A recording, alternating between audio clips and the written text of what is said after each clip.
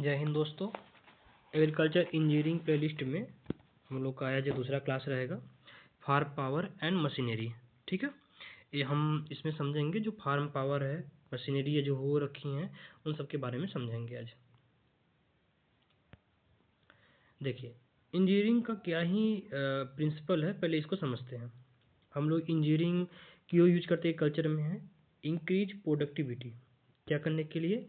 Increase productivity, timeless operation. अगला, reduce डस्टरी। तुम्हारा डस्टरी इससे होता है थकान सा हो जाता है, जैसे डिस्टर्ब नहीं हो कि भाई इतना ज़्यादा जुताई करनी है, बैलोस करनी है, इतनी जुताई करनी है, प्लॉइंग करनी है, तो इन सब के लिए। ठीक है। Submission on agriculture mechanization, submission on agriculture mechanization ये लॉन्च कब हुआ था? 2014-15 में। देखो, ये एक स्कीम है जिसको थोड़ा मैं हाईलाइटेड कर दे रहा हूँ। इस स्कीम को याद रखना आप लोग, SMAM। ठीक है, शाम सबमिशन ऑन एग्रीकल्चर मैकेनाइजेशन ये लॉन्च कब हुआ था? 2014-15 में। गोल क्या था? Increase power availability and custom hiring centre. Okay, ध्यान रखना। की लाइट क्या है इसमें है? Mechanization facilities the shift from subsistence farming to commercial agriculture. देखो, इंडिया में सबसे ज़्यादा सब्सटेंस फार्मिंग की जाती है। सब्सटेंस फार्मिंग का मतलब समझो कि हम खेती कर रहे हैं अपना हम पेट पालने के लिए, अपना हम मतलब कि गुजारा करने के लिए। कमर्शियल फार्मिंग क्या होती है? हम खेती कर रहे हैं उस हिसाब से कि हम जो हमारा यील्ड होगा उसको हम सेल करेंगे, ढेर सारी प्रॉफिट अर्न करेंगे, वो क्या होता है? वो कमर्शियल होता है। चलो, 5 सोर्स ऑफ फार्म पावर को बहुत अच्छे समझते हैं। 5 सोर्स ऑफ फार्म पावर। पहला, ह्यूमन पावर। देखो, ये ट्रेडिशनल है, आप सब ने ह्यूमन पावर किया होगा। जो भी फार्मर्स के बच्चे होंगे उन सब ने ह्यूमन पावर किया होगा, खेतों में काम किया होगा। दूसरा आपका क्या है? Animal power. आज तो नहीं देखने को मिलता है, कुछ एरिया में देखने को मिलता है। पहले एनिमल पावर सबसे ज़्यादा यूज होती थी। आज तो ऐसा है ना कि अगर गाय अगर आपके घर पे है, भैंस आपके घर पे है, अगर वो मेल देता है तो उसकी कोई यूज नहीं है। लोग सोचता है कि वो क्या हो गया। फीमेल देती है तो लोग सोचता है कितनी अच्छी बात है। बट पहले एक समय क्या था कि मेल इम्पोर्टेंस था। इसी वजह से, किस वजह से? कि भाई मेल रहेगा तो जुताई काम करेगा, भार ढोने काम करेगा। ओके। अगला, मैकेनिकल पावर। अब तो सब, अब ये तो बताने की जरूरत है नहीं कि ट्रैक्टर आपने नहीं देखा है, सबने ट्रैक्टर देखा होगा। यह कैसा है? ये क्या है? मैकेनिकल पावर है। कैसा है? ये है मैकेनिकल पावर है। इलेक्ट्रिकल पावर, सबने देखा होगा, पंप लगा के पानी खेतों में भरना, ये सबने देखा होगा ना। आजकल मशीन से बहुत सारे काम होते हैं जो इलेक्ट्रिक मशीन से काम होते हैं, जैसे कि धान की जब कटाई होती है ना, तो उस समय देखोगे तो धान छुड़ाने के लिए एक मशीन यूज की जाती है। तो ये सब इलेक्ट्रिकल पावर है। धान को विनोइंग करने के लिए, जैसे ओसाना बोलते हैं, उसी मशीन का यूज किया था, इलेक्ट्रिक मशीन यूज किया था। ठीक है। और अगला है रिन्यूएबल एनर्जी। यही एक एनर्जी है, जैसे कि खेतों में आपने सौर ऊर्जा लगा दिया, ठीक है, सौर पैनल लगा दिया, उससे लाइट मिल रही है, उससे आपने पंप जोड़ दिया, पानी भर रही है ना, अब आपको अलग से लाइट की बिल नहीं देनी पड़ रही है। ओके, आगे बायोलॉजिकल पावर सोर्स। देखो, ध्यान समझो, एक ह्यूमन है तो उस 1.1 HP यानी करीब करीब 75 वाट। कितना वाट? करीब करीब 75 वाट। इतनी कैपेसिटी का काम हुआ एक बार में, एक दिन में कर सकता है। बट एक ब्लॉक है, देखो ब्लॉक को हमेशा पेयर में काउंट किया जाता है, सिंगल मत काउंट करना। एक ब्लॉक है तो वो कितना दे सकता है? 1 HP। 1 HP, 1 horse power. HP समझते हो ना? 756 वाट। ठीक है, 756 वाट। इसे क्या बोलते हैं? 1 HP बोलते हैं। तो एक ब्लॉक कितना एनर्जी जनरेट करता है एक दिन में? 1 HP जनरेट करता है। ठीक है। एक 10% ड्राफ्ट रूल याद रखना कि जितना उनका बॉडी वेट है, जितना उनका बॉडी वेट है उतना वो लोड को आराम से कैरी कर सकते हैं। एक यह ड्राफ्ट रूल बना गया था, an animal can sustain a draft load of 1/10 of body weight. तो पहले ऐसा होता था ना गाँव में कि भाई हमारा ये बहुत बड़ा भारी भरकम ब्लॉक है। क्यों ब्लॉक भारी भरकम है? मान लो 500 kg का है। कितने kg का है? तो 500 kg का है। तो 50 kg का जो भार है बहुत आसानी से ढो सकता है। तो दो हो गए तो कितना? एक 500 kg, एक 500 kg, दो हो गए तो कितना हो गया? 1000 kg, यानी कि 100 kg का भार वो बहुत आसानी से ढो सकता है। इस हिसाब से ध्यान रखना। Mechanical and electrical power efficiency, इसको समझते हैं। एक देखो, मान लो डीजल इंजन है, ठीक है, और एक आपका है पेट्रोल इंजन है। ध्यान समझना। हायर थर्मल एफिशिएंसी, इनकी जो थर्मल एफिशिएंसी होती है, थर्मल में समझते हो, थर्मल जहाँ यूज हो वहाँ क्या होता है? थर्मल का मतलब होता है हीट। ठीक है, क्या होता है, हीट। तो इनकी जो हायर थर्मल एफिशिएंसी होती है, डीजल इंजन कितनी होती है 30 to 38% तक, बट पेट्रोल कितनी होती है 25 to 32% तक, ध्यान रखना। लेकिन इलेक्ट्रिक जो है, इलेक्ट्रिकल जो पावर है उसमें क्या है, पंपिंग हो गया, डेयरी हो गया, कोल्ड स्टोरेज हो गया, ओके। एक होता है देखो डीजल इंजन का यूज, एक होता है पेट्रोल इंजन का यूज, और एक होता है इलेक्ट्रिकल पावर का यूज, समझ गए। हम लोग में क्या, अगर प्रॉफिट की बात करें तो हम लोग के लिए इलेक्ट्रिकल प्रॉफिट है। प्रो क्या है, very high motor efficiency, low maintenance, और कौन सा क्या है, इंफ्रास्ट्रक्चर कॉस्ट, फिक्स्ड लोकेशन, ठीक है। देखो अगर कोई मान के चलो तुम्हारा सिंपल सा, और कोई एक इंजन है जो डीजल पेट्रोल का है, उसमें आपने डीजल भरा, इसमें आपने 2 चक्के लगा दिए, अब इसको ढकेल के आप खेतों में ले जाके काम करो, कोई मतलब नहीं, दिक्कत नहीं है। लेकिन अगर आपकी यही इलेक्ट्रिक इंजन है तो आप वहीं रखोगे जहां आपको इलेक्ट्रिक पावर मिलेगा। तो ये इसका कॉन्सेप्ट है, उम्मीद है समझ गए होगे आप लोग। थोड़ा समझते हैं रिन्यूएबल एनर्जी क्या है, ठीक है, टेक्निकल असिस्टेंस क्या है। देखो बहुत सिंपल सा समझते हैं कि देखो इस समय जो नया ट्रेंड चल रहा है, वह ट्रेंड यही चल रहा है कि भाई कितना सौर पैनल, पवन चक्की यानी वाइंड मिल लगाते हम लोग हैं, ज़्यादा आजकल यही चल रहा है। लेकिन इसके भी देखो कुछ प्रो हैं कुछ कॉन्स है, एक बात समझ लो। सबसे प्रॉफिट ही प्रॉफिट होता है, तो पूरी इंडिया क्या पूरा दुनिया भर में अब तक सौर ऊर्जा लग चुका हुआ था, कुछ प्रॉफिट भी है कुछ लॉस भी है। चलो समझते हैं कुछ। बायोगैस की कैलोरी एनर्जी कितनी होती है, 4500 किलो कैलोरी एनर्जी पर मीटर क्यूब। 1 मीटर क्यूब का अगर इसमें बायोगैस भरा हुआ है और उसको जलाओगे तो वो कितना एनर्जी देगा, 4500 किलो कैलोरी एनर्जी देगा। बट अगर कोल जलाओगे, कोल को 1 किलो जलाओगे तो कितना एनर्जी देगा, 6000 to 7000। बट लिक्विड फ्यूल होता है, जैसे लिक्विड फ्यूल में क्या होता है, पेट्रोल डीजल जलाओगे तो 10,000 से 11,000 किलो कैलोरी एनर्जी देता है। मेरी बात समझ रहे हो, ध्यान समझना। आगे देखते हैं power of mechanization in India. India में जो पावर ऑफ मैकेनाइजेशन है वो कैसा है। अभी हम लोग देखो क्या समझ रहे हैं कि इंडिया का जो मोटी मोटा पावर कंजप्शन है उस हिसाब से बढ़ता गया, तो हम लोग का जो एबिलिटी है वो भी बढ़ता गया।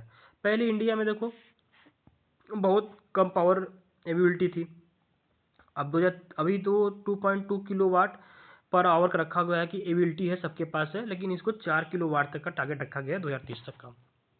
ये बहुत इंपॉर्टेंट नहीं है, आगे बढ़ते हैं। हाँ ये ध्यान रखना, इंडिया जो है ना वर्ल्ड का 1/3, ये 1/3 ट्रैक्टर अपने ही देश में बनाता है। पूरी दुनिया में जितना ट्रैक्टर बनती है अगर 3 ट्रैक्टर बनी हुई है ना तो एक इंडिया बनाता है उसमें का है।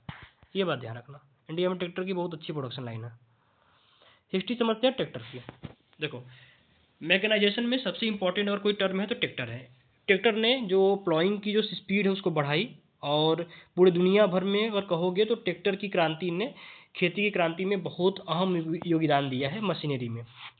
देखो वर्ल्ड ट्रैक्टर 80-90 से स्टार्ट करते हैं हम लोग, 80-90 में ट्रैक्टर की स्टार्ट हुआ वर्ल्ड ट्रैक्टर।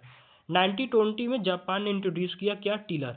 ये देखो ये छोटा सा मशीन होता है, यह प्लॉइंग का काम करता है, हर छोटा छोटा काम कर लेता है, इसे हम लोग टीलर बोलते हैं। 1940 में इंडिया में पहली बार ट्रैक्टर कैसा आया, इम्पोर्ट करके आया। ये मत कर देना कि 1940 में ही इंडिया में ट्रैक्टर आ गया, नहीं भाई, इंडिया ने इम्पोर्ट किया था, इंडिया ने खरीदा था 1914 में। और 1961 में इंडिया में पहली बार ट्रैक्टर मैन्युफैक्चर हुआ। कंपनी का योगदान किसका था, आइसर। याद रखना यह क्वेश्चन पूछा जाता है कि 1961 में इंडिया की किस कंपनी ने सबसे पहला ट्रैक्टर बनाया, आइसर ने बनाया।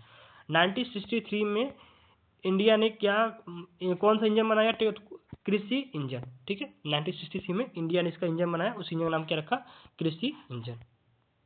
ये जो टाइमलाइन बनाया हमने है ना, थोड़ा इसको याद रख लेना, ये टाइमलाइन थोड़ा याद कर लेना। ट्रैक्टर क्लासिफिकेशन देख लेते हैं हम लोग हैं। देखो एक होता है व्हील ट्रैक्टर, आप सब ने देखा होगा, आई थिंक सब ने देखा होगा, व्हील ट्रैक्टर हर तरफ देखने को मिलती है। इसकी स्पीड कितनी होती है, 3 से 6 किलोमीटर प्रति घंटा होती है, ज़्यादा कम होती रहती है। जितने हार्स पावर के लोग, कोई 60 हार्स पावर ट्रैक्टर है, कोई 50 हार्स पावर ट्रैक्टर है, कोई 35 हार्स पावर ट्रैक्टर है, तो भाई उसके हिसाब से वो बढ़ती रहती है। एक एवरेज ये लिखा गया है। 1 हार्स पावर का समझते हो रूल, अगर 1 हार्स पावर की ट्रैक्टर है तो वह 1 हेक्टेयर के लिए इनफ है। इंडिया में मोस्टली कहा जाता है 35 हार्स पावर की ट्रैक्टर सबसे बेस्ट है। इंडिया में 35 हार्स पावर ट्रैक्टर सबसे बेस्ट है, सबसे ज़्यादा यही 35 हार्स पावर ट्रैक्टर पहले इंडिया में हुई है। अभी भी लगभग सब हर गांव में 35 हार्स पावर ट्रैक्टर आपको मिल जाएगी। अगर आपके पास 20 हेक्टेयर की खेती है, 20 हेक्टेयर की फार्म है, तो आप 20 से 25 हार्स पावर ट्रैक्टर रखिए, आपके लिए इनफ है। इसीलिए कहा था ना 35 हार्स पावर ट्रैक्टर इंडिया में सही है, एवरेज है, हर काम के लिए बेटर है। दूसरा होता है ये जो चैन पे चलती है ट्रैक्टर, ये कहाँ पर होती है, देखो जहाँ दलदली इलाका है वहाँ पर ट्रैक्टर को चैन पे चला जाता है ताकि वो आराम से स्मूथ चले, धंसे नहीं, समझ गए। दलदली जहाँ है, जहाँ वेट सॉइल वहाँ। पावर टीलर, पावर टीलर देखो छोटी ट्रैक्टर की एक रूप होती है, छोटा छोटा काम करने के लिए होता है। ये 1 से 2 हार्स पावर, 2 हेक्टेयर काम करने के लिए ठीक है। ठीक है, अगर आपके पास 1-2 हेक्टेयर खेती है, आप एक पावर टीलर ले लो, आपके लिए इनफ है। थोड़ा टर्मिनोलॉजी समझ लेते हैं। ये ट्रैक्टर है, ये बताने की जरूरत तो नहीं है आप लोग को है, ये ट्रैक्टर है, देखो समझो। एक जो आगे की चक्का है और एक जो पीछे की चक्का है, इसके जो बीच का गैप होता है, इसे हम लोग क्या कहते हैं, व्हील बेस बोलते हैं। क्या बोलते हैं, व्हील बेस। क्या बोलते हैं, व्हील बेस। और जो यह ट्रैक्टर है ना, देखो इसका ग्राउंड क्लियरेंस होता है। आपने 4 व्हीलर सुना होगा ना कि इसका ग्राउंड क्लियरेंस इतना है, इसका ग्राउंड क्लियरेंस इतना है। तो ग्राउंड क्लियरेंस क्या होता है, ट्रैक्टर की नीचे की ऊंचाई कितनी है। ठीक है, यह जो इसकी ये हो गया नीचे, इसके नीचे की जो ग्राउंड, जो नीचे से ऊंचाई है उसे ग्राउंड क्लियरेंस बोलते हैं। वो बहुत जरूरी होता है क्योंकि देखो ट्रैक्टर को जहाँ चलना है खेतों में, उसमें ऊंचा नीचा जमीन होती है, अंडुलेटेड जमीन होती है। अंडुलेटेड जमीन पर चलने के लिए आपको क्लियरेंस बहुत जरूरी है। आप कोई मारुति लेकर खेत में चलोगे ना, तो पता चला एक चक्का इस खेत में है, अगला चक्का उस खेत में है, और मारुति तुम्हारी खड़ी रहेगी, डोलेगी नहीं। पता चला उसको चलाने गए और फिर ट्रैक्टर गया खींच के उसको निकालने। तो ग्राउंड क्लियरेंस जो होता है वो बहुत जरूरी होता है, इसलिए ट्रैक्टर की ग्राउंड क्लियरेंस देखना हमेशा ऊंची रखी होती है। इसको ट्रैक विड्थ बोलते हैं। दो चक्कों के बीच की जो दूरी होती है उसे ट्रैक विड्थ बोलते हैं। यह थोड़ा टर्मिनोलॉजी है, 2-3 याद रखना, ठीक है। आगे, हाँ आगे समझो, देखो क्या लिखा हुआ है, टेक्निकल टर्मिनोलॉजी, व्हील डायनामिक्स। ठीक है, व्हील डायनामिक्स। अब देखो जैसे टो इन कर रहे हो, क्या कर रहे हो, टो इन कर रहे हो, तो ये जो तुम्हारा ये जो चक्का है ये क्या करेगा, ये इस तरह टर्न करेगा, किधर करेगा, इन करेगा, इधर टर्न करेगा। जब तुम टो आउट करोगे तो ये चक्का क्या करेगा, ऐसे टर्न करेगा, तो ये भी ऐसे टर्न करेगा। यानी कि तुम अपने राइट की तरफ, टो आउट करना है तो तुम अपने राइट की तरफ जाओगे, और टो इन करोगे तुम्हारा क्या है, स्ट्रेट लाइन स्टेबिलिटी बनाने के लिए किया जाता है। ठीक है, ध्यान रखना। ये जो चलाते हैं उनको तो अच्छे समझ में आ रहा होगा क्या है ये है। आगे समझते हैं। हाँ, अब थोड़ा सा इस चीज़ को ध्यान समझना, पेट्रोल इंजन और डीजल इंजन दोनों में क्या डिफरेंस है। दोनों तो इंजन ही है, लेकिन दोनों में डिफरेंस होता है, थोड़ा सा समझते हैं। इग्निशन मतलब क्या होता है, इसमें जो आग लगती है, देखो इंजन का मतलब क्या है, इंजन जैसे तुम्हारा है, समझ गए, इसमें आग लगती है, क्या लगता है, आग, फायर। ठीक है, इसमें आग लगती है, तो आग जो लगती है ना, उस आग को, आग की वजह से ही, इसमें आग की वजह से ही एक बहुत पावर जनरेट होती है। जैसे देखो पेट्रोल में क्या होता है, पेट्रोल में क्या होता है कि जब हम लोग इसमें ऐसे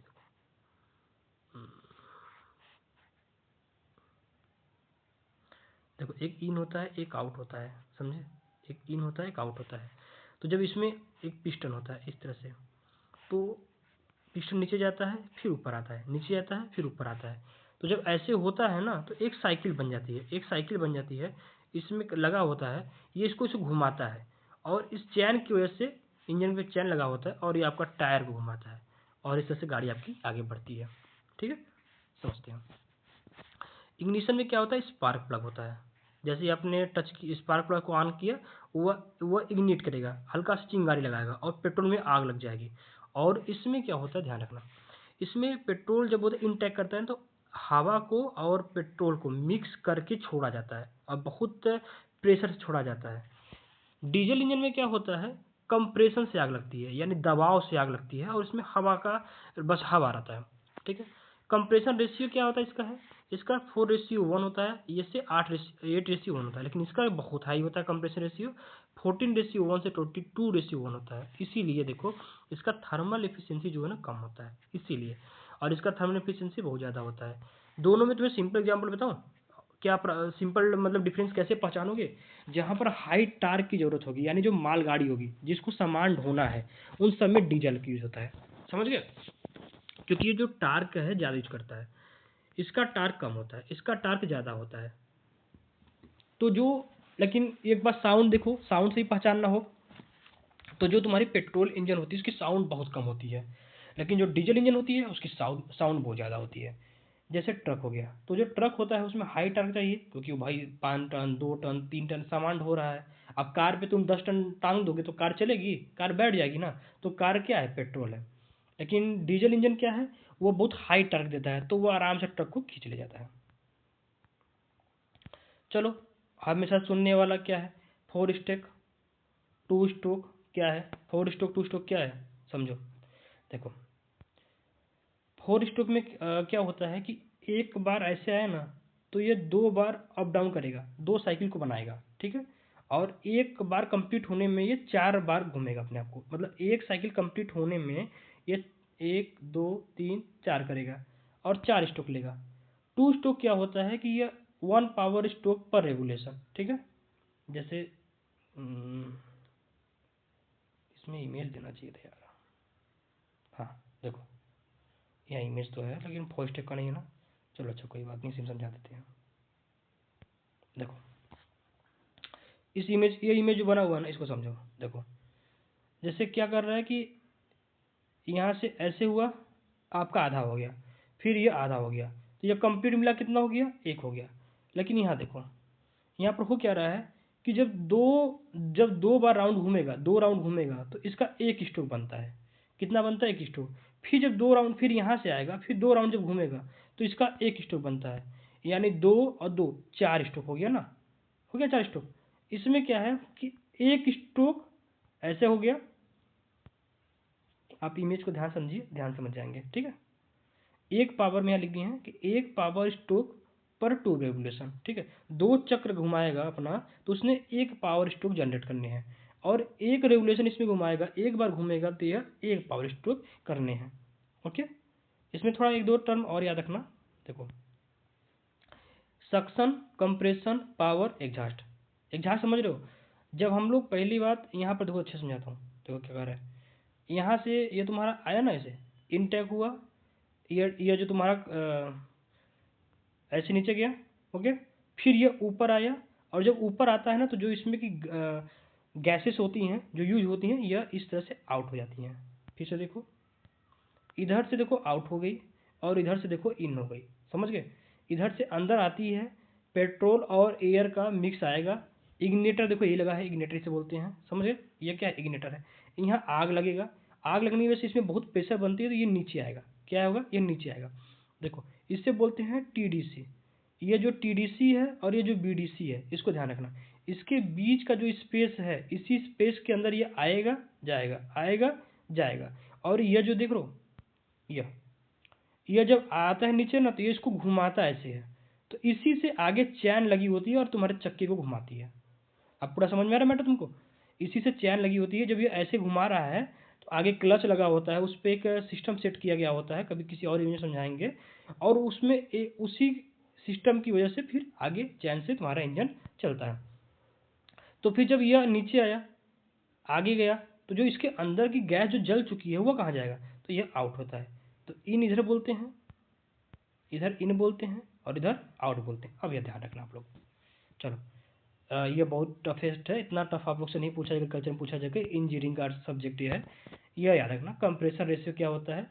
सेफ्ट value plus clearance value whole upon clearance value, ठीक है। FHP फ्रिक्शन क्या होता है? IHP माइनस BHP, ठीक है।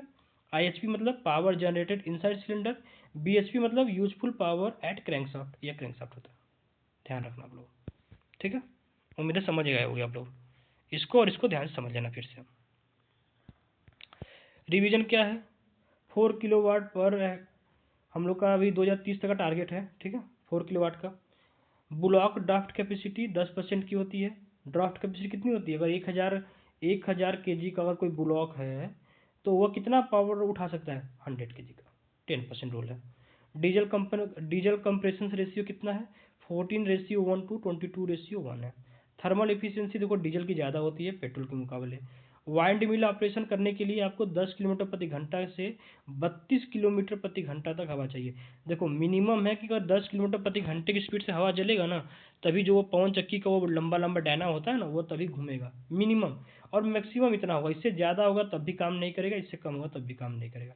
ये इसका ड्रॉबैक है, इसीलिए ज़्यादा इसका यूज नहीं किया जाता है। उम्मीद है आपको ये एग्रीकल्चर इंजीनियरिंग की छोटी सी क्लास आपके लिए बहुत अच्छे फ़ायदेमंद साबित हुई होगी। मिलते हैं फिर नेक्स्ट क्लास में। धन्यवाद।